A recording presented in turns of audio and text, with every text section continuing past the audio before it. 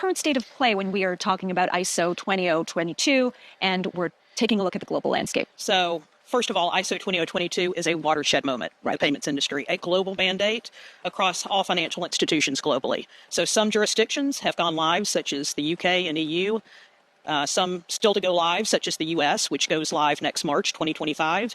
And then the SWIFT coexistence period completes in November 2025. So we have been very, very busy with helping institutions globally meet the global ISO 20022 mandate. So we started this journey about 5 years ago with the large transaction banks that have multiple jurisdictions in play and are still helping a lot of the smaller regional banks as well.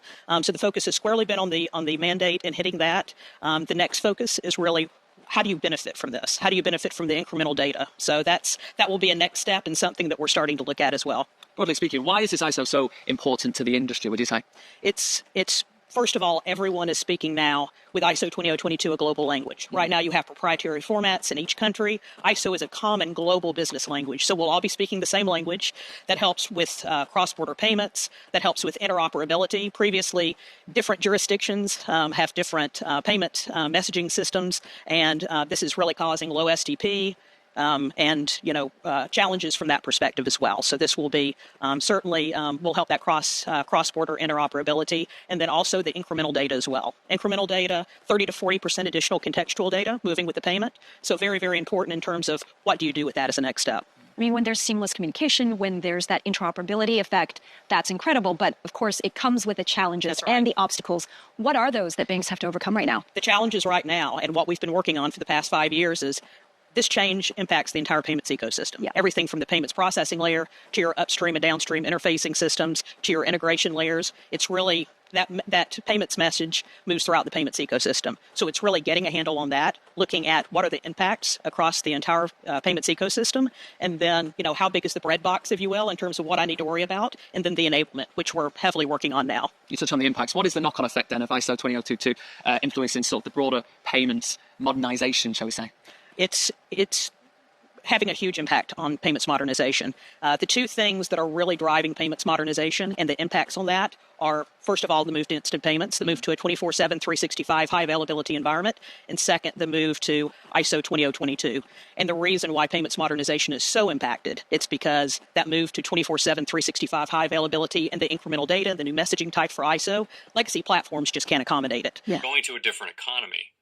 And we're going to be learning more about that as we go. But clearly, we're learning that things can be done from remote locations. We're learning that technology can replace people even more than we thought. We're not going back to the same economy. We're recovering, but to a different economy, and it'll be one that is more leveraged to technology. And I worry that is going to make it even more difficult than it was for many workers.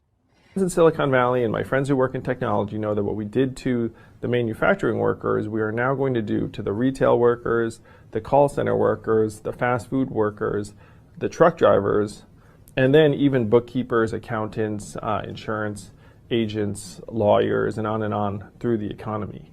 So what happened to the manufacturing workers is a very clear sign. And so we'll import Chinese-based CBDC technology. So it's going to be CBDC in a box, provided to you by the People's Bank of China.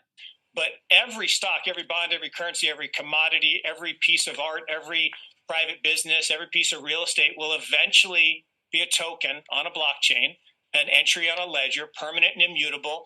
We will have truth instead of trust, and we will save over $7 trillion a year. 6 to 8% of global GDP is wasted by the friction of the trust industry that's necessary when you have dual entry accounting.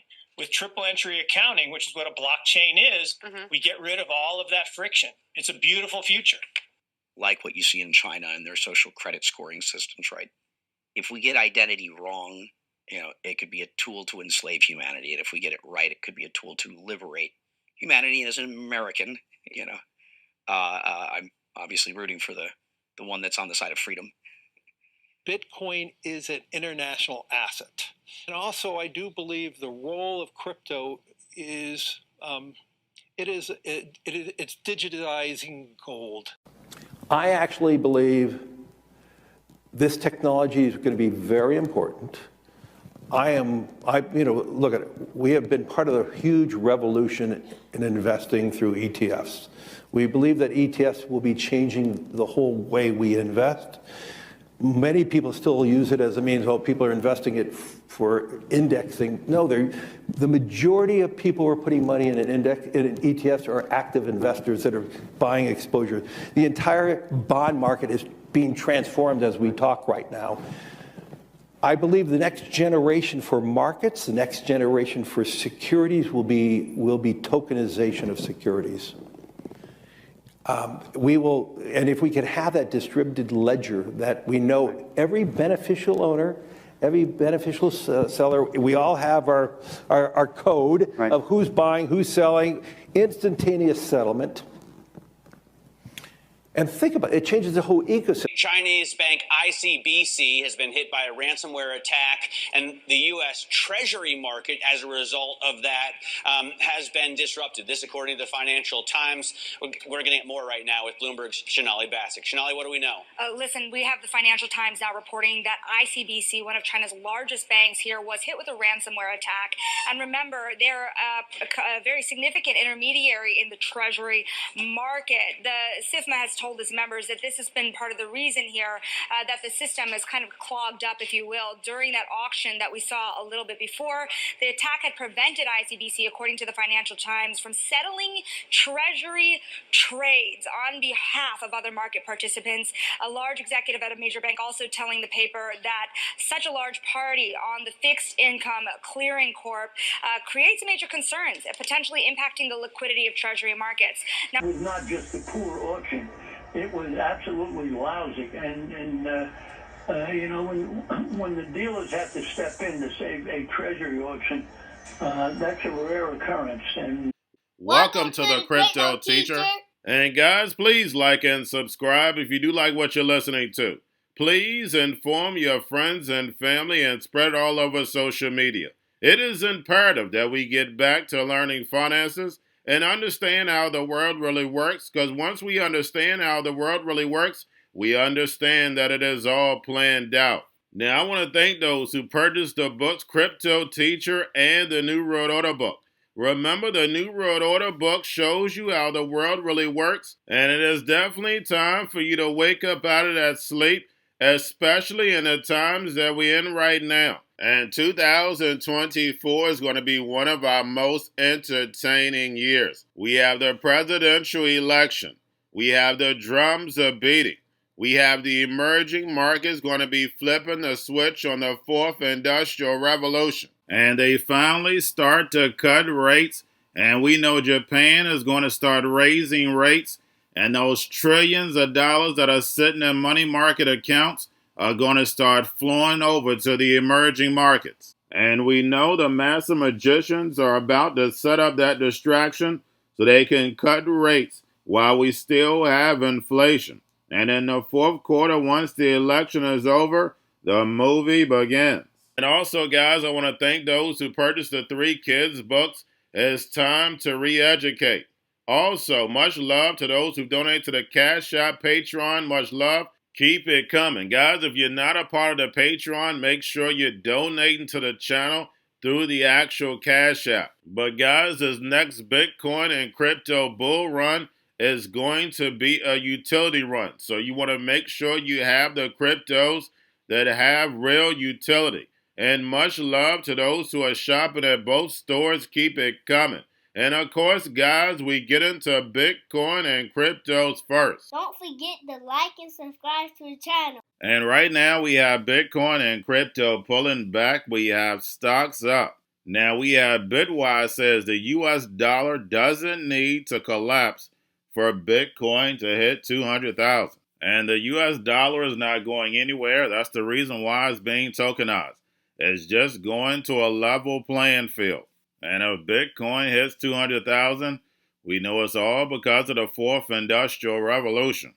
Now we have Bitcoin hits all-time highs in euros at 68,000. And in the US, we were close to hitting it, but pulled back. Now make sure you're paying attention to the actual indicators. We have yield rates right now pulling back. We have the dollar down. We have volume in crypto slightly up, and we have Tether and USDC, and we have 1 billion Tether minted on Tron. And in the emerging markets and in South America, we see these stable coins push due to inflation and dying fiat. It's just cheaper and faster. And remember, the crypto teacher told you. And then, guys, we have the Fed. Repo at $244 billion yesterday. Make sure you're pulling on a daily basis during the week. And we have the big corporations, big banks. Where are they? That's right, in Saudi Arabia. And we know they're going to be working on the fourth industrial revolution. And in the Middle East, the metaverse is light years ahead of everyone else. I brought you plenty of videos. When it comes to the NWO's plan, they test different pieces in different countries. When you look at digital assets in emerging markets, driverless cars is mainly inside the United States on the West Coast. Facial recognition in China. And when you test the technology in different places, the sheet never recognizes exactly what you're doing until you're ready to flip that switch. And remember, the crypto teacher told you. Now we are 6 days away from this election and 7 days from Jerome Powell being in the House. And it looks like Trump is definitely going to win by a landslide, but it doesn't matter who wins. They all have to land us in this fourth industrial revolution, and we're going to look at the inflation numbers this Friday to let us know exactly what Jerome Powell is going to do, because he may have to pause. And then we're going to see yield rates go even higher, and we're also going to see the stock market get even more concentrated. And if Trump does win, we're definitely going to get a short-term pump, but once he gets in office, we know they have to start cutting, and we're going to see stocks and cryptos take a big hit. So the NWO can run that money in the back door in order to build this fourth industrial revolution, and then the NWO stocks and cryptos rise like the phoenix. And remember, the crypto teacher told you. Now we have the Bitcoin, Ethereum spot ETFs, BlackRock, Fidelity, and Grayscale. We have Bitcoin right now down and Ethereum spot ETFs up. Now we have BlackRock bought $1 billion worth of Bitcoin last week. And again, it's unbelievable how the big banks and big corporations took over Bitcoin and crypto that fast, right in front of the people's eyes. Now getting over into a little crypto news, we have Visa and Coinbase partner for instant crypto buys on debit cards. And Coinbase has been partnered with Visa, but now you can get instant deposits. Now we have Gemini receives in-principle approval for the Monetary Authority of Singapore to offer digital payment services. And again, we see Singapore moving this digital economy. Now we have Swell switches to OP Stack to develop rollups and replacing earlier plan to use Polygon CDK. Now we have Solana-based real-world asset platform AgriDex tap Stripe's bridge to lower costs for agriculture trade settlements. And guys, we know stable coins make it cheaper and faster. And we know everything, and I mean everything, is going to be tokenized and put on blockchain. Now we have Chainlink unveils modular architecture and latest upgrade and introduces runtime environment across multiple chains. And we know how important interoperability is going to be. And speaking of interoperability, lastly, we have ISO to be put in place by March of 2025, a global standard financial messaging system. So all these countries can communicate when it comes to payments. And the key word is global. And guys, we know that means there is a plan. And I don't care what country you go to, they're all moving this digital economy. But this is giving the NWO the all-seeing eye. And then also, they'll be able to know you better than you know yourself. And with smart contracts, they'll be able to tell you what, when, and how to buy. And you have 3 to 6 months to spend it or poof, it's gone. And we know that is biblical. And remember, the crypto teacher told you. Because he knows. When it comes to the NWO, it's all planned out. But that's all I have for you. Don't forget about the books. Crypto Teacher and the New World Order book. plus the 3 kids books. It's time to re-educate. Also, new to cryptos, Coinbase, Bitrue, Binance. Do not forget book links and crypto links are in the description. The stock channel, guys. Don't forget to go like, subscribe, spread everywhere. You have your Kobo, your chip stocks, your banking, your gaming. While everybody's sitting at home, get home stocks, the Seaver, the biotech stocks. And while everybody's at home wishing they were still getting that free money, what are they doing? Drinking and smoking weed. Don't forget about those stocks, and you have a wonderful day. The most powerful person in the world is the storyteller. The storyteller sets the vision, values, and agenda of an entire generation to come. Steve Jobs.